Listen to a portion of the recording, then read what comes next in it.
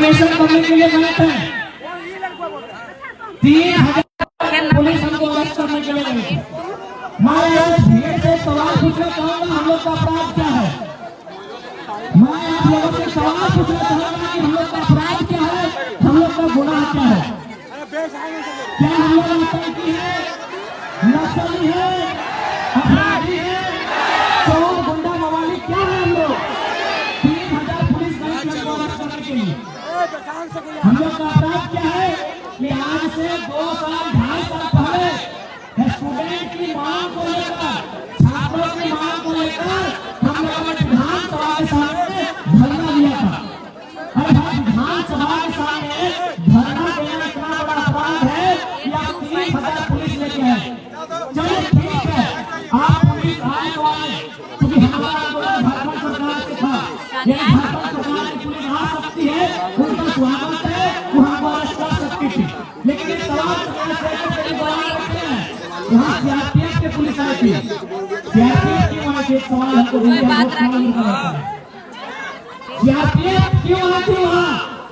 यहाँ मीडिया कर्मी है, पढ़े लिखे प्रमुख मीडिया कर्मी है, हमारे साथ सुप्रीम कोर्ट के वकील आए हैं, सारे इसी भीड़ में बैठे हैं, हालांकि उनका मौका नहीं मिला है। सीआरपीएफ क्यों आई थी झारखंड वासियों, बताइए? सीआरपीएफ कब जाती है? सीआरपीएफ सेंट्रल पुलिस होती है। हमारी लड़ाई नियोजन नीति की राज्य सरकार से है। सीआरपीएफ क्यों आई थी, मैं ये सवाल पूछना चाहता हूँ। आखिर ये लोग कब तक जालसाजी करेंगे? ये कब तक इस मिट्टी में रक्त डालेंगे? कभी इस मिट्टी में शहीद सुनील महतो की हत्या होती है, इसी मिट्टी में निर्मल दास को शहादत देना पड़ता है, और इसी मिट्टी में शेख भिखारी, इसी मिट्टी में बिरसा भगवान को शहादत देना पड़ता है। आखिर इस राज्य के लोग जब अपने हक अधिकार की बात करते हैं, इस राज्य के लोग खनिज संपदा पे अपने अधिकार की बात करते हैं, तब इस प्रकार साजिश क्यों किया जाता है? ये सवाल पूछना चाहिए।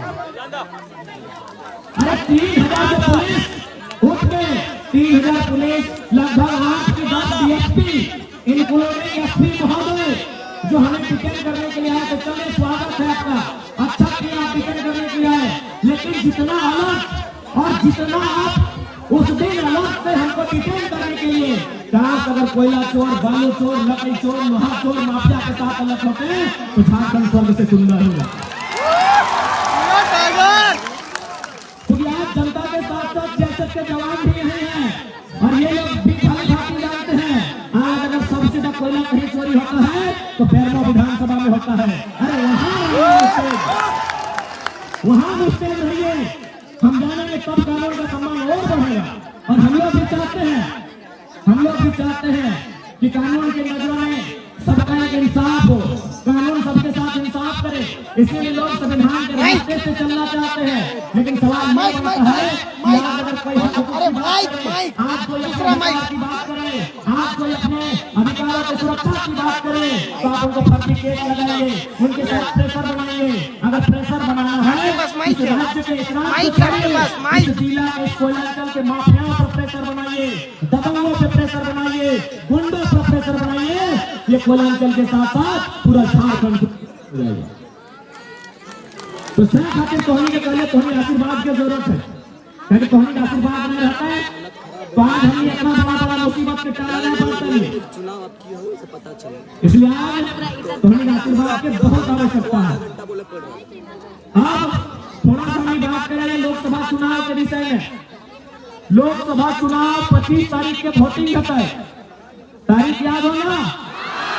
25 तारीख के जिस दिन हमने वोटिंग करवा, ठीक है, जिस दिन हमने वोटिंग करवा उस दिन ध्यान से देखिए कि आकाश भी फिपल तातल रहता है और धरतियों फिपल तातल रहता है। आकाशों फिपल तातल रहते, गर्मे गरम रहता है, और धरतियों गर्मे गरम रहता है, और संगे संगे हमारे दहिया हमारे गतों गर्मे गरम रहते हैं, फिपल तातल रहता कि नहीं? यानी आकाश धरती के साथ साथ मेरा शरीर का बदन भी गर्म रहेगा उस दिन। हम माथे को पसीने से पोंछेंगे, अपने सर को पोंछेंगे, लेकिन फिर भी मतदान करने के लिए जाते हैं। क्यों जाते हैं? जबकि इसी समय हमारी माता, हमारे पिता अगर हमें कोई काम करने के लिए कहे तो हम साफ मना कर देंगे कि बाबू शाम को बोलिएगा, शाम को थोड़ा काम कर लेकिन 25 तारीख को हम लोग बहुत भारी गर्मी में 45 डिग्री के टेम्परेचर में वोट देने के लिए जाएंगे। क्यों? न हमको विश्वास है, हमें आशा है कि जिस नेता को हम लोग वोट देंगे, जब वो चुनाव जीतेगा, हमारे बच्चों के भविष्य की बात करेगा, हमारे आने वाली पीढ़ी की दवाई पढ़ाई कमाई की बात करेगा। इसीलिए हम लोग वोट करते हैं कि जो नेता चुन के जाएगा, जो नेता जीत के जाएगा, वो हमारे बच्चों के दवाई कमाई पढ़ाई की बात करेगा। लेकिन आज देखिए, ये बेरमो विधानसभा गिरिडीह लोकसभा है। अगर गिरिडीह लोकसभा के सांसद की बात करें, उन्हें कभी फुर्सत नहीं मिला कि झारखंड के जनमानस के बच्चों की चिंता की जाए। उन्हें क्या फुर्सत मिला कि गिरिडीह से सांसद और पत्नी रामगढ़ से विधायक।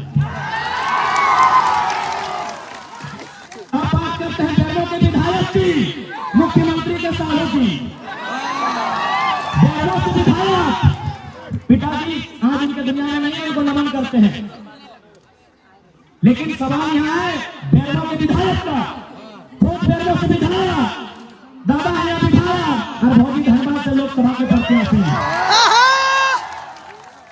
भौजी यानी विधायक जी के पत्नी धनबाद से लोकसभा, एमएलए वो एमपी के चुनाव लड़ रहा हो, बीओ के गजबे ट्रेजेडी हो।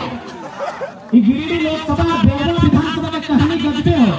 बेरमो के पति सांसद, पत्नी विधायक, बेरमो के पति विधायक और पत्नी सांसद के प्रत्याशी। मतलब तो हमें धागोष्ठी साफ तो हुई है, कोयला भी तोड़, बालू भी तोड़, लोहा भी तोड़, ढेका भी तोड़, पत्थर भी तोड़। और हमारे प्रतिमा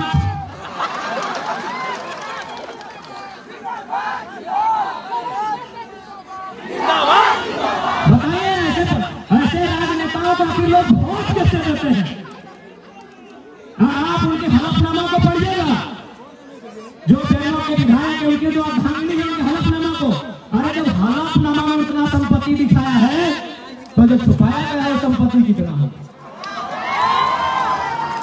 जब अपने हलफनामा में इतना संपत्ति दिखाए हैं, तो जो छुपाया गया है वो कितना है? एक बात, बहुत सारे लोग कहते हैं कि मैं जो आप बागी बिक्री की बात करते हैं, हम स्पष्ट कहना चाहेंगे, हम सामाजिक न्याय की बात करते हैं। यही हमारे महाराष्ट्र के भैया हैं, देखिए इनको, भाऊ जोहार, जय महाराष्ट्र जय झारखंड।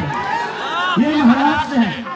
तमाम मीडिया वाले बिल्कुल इनको फोकस कीजिए, क्योंकि इनके सामने हम दूध का दूध और पानी का पानी करेंगे। जो लोग हमें कहते हैं ना कि ये लड़का बाहरी बिक्री की बात करता है। अच्छा एक बात बताइए भाऊ,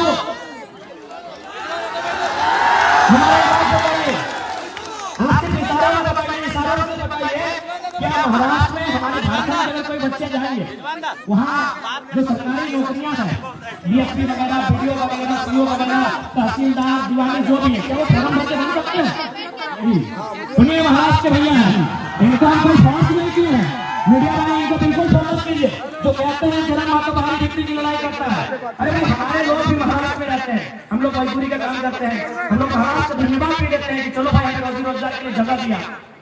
बिल्कुल हम लोग महाराष्ट्र के अलावा तमाम राज्यों का, बकायदा बिहार और यूपी क्यों न रहे, अगर हमारे मजदूर वहाँ पटना में, इलाहाबाद में रहकर मजदूरी करते हैं, उनका हम धन्यवाद देते हैं, क्योंकि हमें मालूम है वो राज्य हमारा नहीं है, अब तो हमें वहाँ राज्यवासियों का अधिकार नहीं मिलेगा। बात बराबर है भाई? बराबर है, सही बात है, सही बात है ना। यानी अगर हम कहें कि महाराष्ट्र मराठियों का है, कोई दिक्कत नहीं, गुजरात गुजरातियों का है, कोई दिक्कत नहीं, बंगाल बंगालियों का है, कोई दिक्कत नहीं, बिहार बिहारियों का है, बरोबर है। तो अगर हम कहें झारखंड झारखंडियों का है, तो दिक्कत होना चाहिए। आप बनाएंगे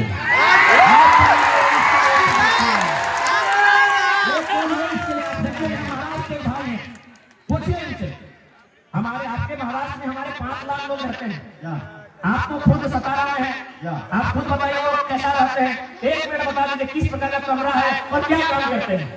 10 बाय 10 कोने में वो अपना बीबी बच्चे पढ़ाई, सुन लीजिए, 10 बाय 10 के रूम में बीबी बच्चों के साथ रहते हैं। 10 बाय 10 पूजा हो, यानी 2 आदमी सुतवा घरवा में आता है को 10 बाय 10 के इन्हें हमको ना बोलने के लिए प्लानिंग करके नहीं आए ये, बल्कि ये स्कूल चलाते हैं, संस्था चलाते हैं, इनके पास ही बहुत सारे झारखंडी नौकरी करते हैं ना भाई। हमारे जो भाई सुनील माने साहब, संजू जी माने, हमारा दूसरा भाई वहाँ नौकरी करते हैं। बात बरोबर है, बरोबर है। 10 बाय 10 के कमरे में, सुन लीजिए, 10 बाय 10 के कमरे में मराठी भाई खड़ा होकर बोल रहे हैं, आज 50,000 की भीड़ में बोल रहे हैं कि जो झारखंडी वहां रहते हैं 10 बाय 10 के कमरे में, उसी कमरे में पत्नी भी रहती है, हाँ पति भी रहते हैं, बच्चे भी रहते हैं, सगे वाले भी रहते हैं, सगे वाले भी रहते गाँव वाला है नहीं है वो भी उधर रहते हैं। 10 बाय 10 के कमरे में पूरा परिवार रहता है। हमारी लड़ाई कैसे गलत है भाई, कौन हिसाब से गलत है? हाँ एक बात हम क्लियर कहना चाहेंगे, जो लोग हमारी बात को सुन रहे हैं वो झारखंड के अलावा किसी राज्य से रहे, हमारी लड़ाई किसी राज्यवासी से नहीं है, बात को समझिए। हम बात कर रहे हैं 1932 खतियान की। अब सवाल है कि 1932 का खतियान का मतलब ये थोड़ी है कि जो लोग खतियान भारी नहीं है यहाँ से चले जाए, ऐसा किसने कहा आपको? बिल्कुल नहीं। पहले समझिए कि खतियान का इस्तेमाल कहाँ होगा, खतियान का इस्तेमाल कहाँ होगा, उसका उपयोग कहाँ होगा। हम लोग मांग कर रहे हैं कि खतियान के आधार पर झारखंड की स्थानीय नीति बने, क्योंकि सभी झारखंडी नहीं होंगे, 140 करोड़ लोग झारखंडी नहीं होंगे। बात को समझिए, जितने भी गैर झारखंड के लोग यहाँ रहते हैं और अपने राज्य में भी, यानी दोनों राज्य में रहते हैं, बात को समझिए। भारत की अभी जनसंख्या मान के चलिए अनुमान 140 करोड़ है, अनुमान मानते हैं, और झारखंड की जनसंख्या मोटामोटी 3.5 करोड़ है। तो भाई पूरा का पूरा 140 करोड़ झारखंडी नहीं हो सकता है, समझिए बात को।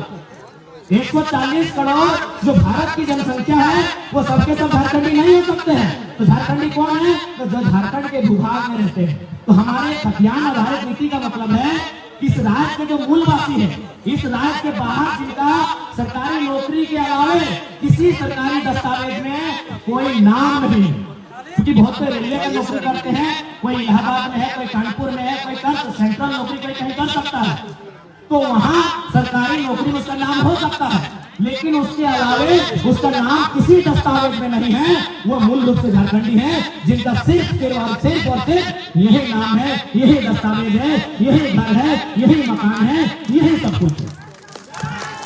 अब सवाल है कि खतियान के आधार पर एक स्थानीय नीति बनेगी, उस स्थानीय नीति को लागू किया जाएगा तो झारखंड की वैकेंसी होगी। झारखंड की वैकेंसी मतलब दरोगा, चपरासी, होमगार्ड, जिला पुलिस, जेपीएससी, जेएसएससी, यानी झारखंड सरकार जो नौकरी निकालेगी, झारखंड सरकार जो बहाली लेगी, उस बहाली में लागू होगा कि जिनके पास स्थानीय प्रमाण पत्र है वही लोग फॉर्म को भरेंगे। इसका मतलब थोड़ी कि आप यहाँ व्यापार नहीं करेंगे, आप यहाँ काम धाम नहीं करेंगे, आप यहाँ रोजी रोजगार नहीं करेंगे, आप यहाँ कंपनी फैक्ट्री में काम नहीं करेंगे। ये गलत है, ये भ्रम है। तो इसलिए जितने भी लोग ऐसे हैं जो इस राज्य के नहीं है, आप लोग कृपया भ्रम में ना रहें।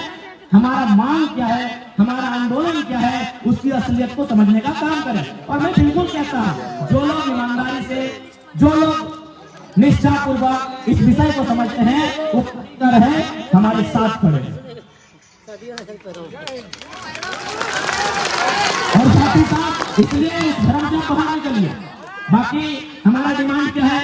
निजी क्षेत्र में 75%, यानी 25% में बिहार, यूपी, बंगाल, उड़ीसा के कहीं के लोग आए, स्वागत है आपका। निजी क्षेत्र का मतलब है प्राइवेट सेक्टर।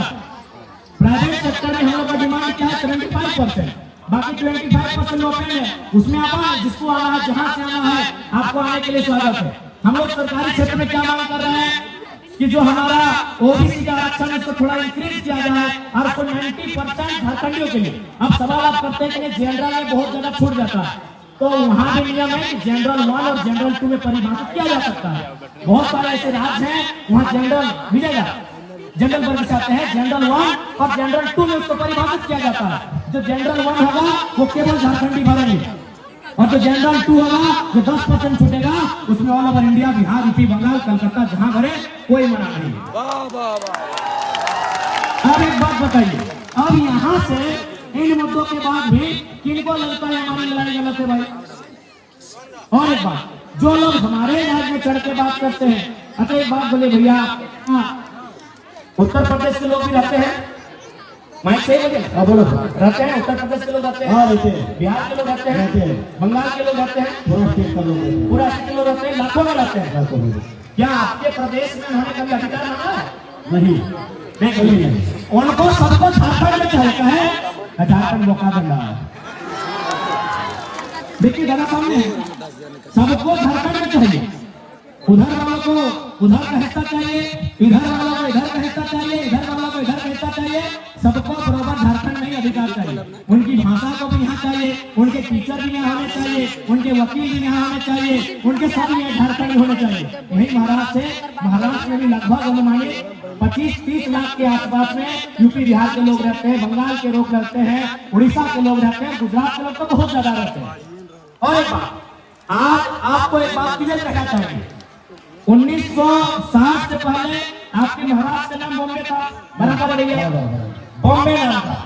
उसके बाद जिस प्रकार हम लोग बिहार से झारखंड अलग करने के लिए मूवमेंट किए, वहां भी एक मूवमेंट हुआ, तो वहां क्या था, 1960 में दोनों राज्यों का विभाजन हो गया, बॉम्बे बना गया, एक तरफ महाराष्ट्र और एक तरफ गुजरात। आज जो बम्बई नगरी है उसको बनाने में गुजरातियों का बहुत बड़ा योगदान है, उनके व्यवसायियों का, उनके व्यापारियों का। लेकिन आज तक गुजरातियों ने नहीं कहा है कि महाराष्ट्र में गुजराती भाषा को मान्यता है। आज तक गुजरातियों ने नहीं कहा है कि महाराष्ट्र में गुजराती भाषा को मान्यता मिले। तो फिर ये पड़ोसी राज्य वाले बार बार कहे करते हैं कभी भोजपुरी को मिले, कभी मगही को मिले, कहे मिलेगा भाई? क्यों? और अब सुन लीजिए, हमारी लड़ाई कोई भाषाभाषी की नहीं है, बात को समझिए। हम लोग हर एक भाषा का सम्मान करते हैं, क्योंकि भाषा किसी की माँ की है, भाषा मातृभाषा से जोड़ा जाता है। जैसे हम लोग का किसी का संथाली है, किसी का कुड़माली है, किसी का कोरटा है, किसी का मुंडारी है, तो भोजपुरी मगही किन्हीं की मातृभाषा है, हमें किसी की मातृभाषा शिकायत नहीं है। हमारा बात को समझिए, हमारा शर्त ये है कि आप दुनिया की किसी भाषा को झारखंड में जाके गीत गाएं, उसका गाना सुने, हम कानूनी मान्यता नहीं देंगे, बात समझिए, सरकारी दस्तावेज में मान्यता नहीं देंगे, हम ये बात कह रहे हैं। हाँ, बाकी अगर उसके बाद में अगर आपको दुविधा है तो जिला वाइज सर्वे कीजिए, पलामू गढ़वा साइड में हो सकता है उन भाषाओं को बोला जाता है, तो उसमें बुद्धिजीवी जो भाषा साहित्य का ज्ञान रखते हैं, जो भाषा पे जिनका एक बहुत बड़ा रिसर्च रहा है, वो जिला वाइज कैटेगरी कर सकते हैं, और जिला वाइज जो सीमा है सटा हुआ, वहाँ उन भाषाओं की बात कर सकते हैं। पूरे झारखंड में आप कहीं नहीं, और खासकर धनबाद बोकारो में आप उठा के ले आइएगा उन भाषाओं को जो धनबाद बोकारो में नहीं है, वही हमारा दुर्भाग्य है। तो लड़ाई कभी भाषा की नहीं है, बात एकदम क्लियर है। तो इसलिए जो भी लोग हैं इस राज्य के नहीं है, और आपको तो हम एक संदेश देना चाहेंगे, जब आप महाराष्ट्र जाते हैं तो भाई महाराष्ट्र की आलो हवा को स्वीकार करते हैं, तो झारखंड आए, बिल्कुल झारखंड की आलो हवा को स्वीकार कीजिए। और एक विशेषकर जो अनूप सिंह जी है, उनके जो समर्थक है, क्योंकि जैसा कि इतिहास कहता है, चपरी के सूर्यनारायण महतो ने उनके परिवार को यहाँ बसाया है, तो जैसा कि इतिहास कहता है, हम उनसे यही कहना चाहेंगे कि यदि आप यहाँ रहते हैं, अच्छी बात है, तो जिन लोगों ने आपको जमीन दिया, जिन लोगों ने आपको कोयला का खदान दिया, उन लोगों को नेता मानने में क्या दिक्कत था?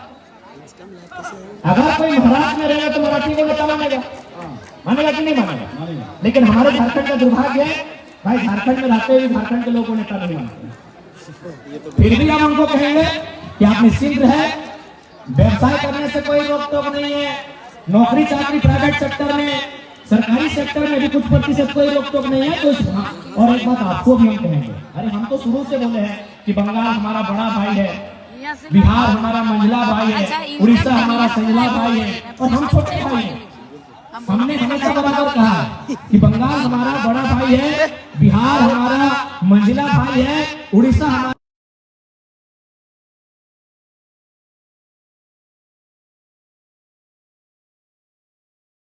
कभी सुना है कि बड़ा भाई, मंझला भाई, संझला भाई मिलके छोटा भाई का हिस्सा में कब्जा करता है?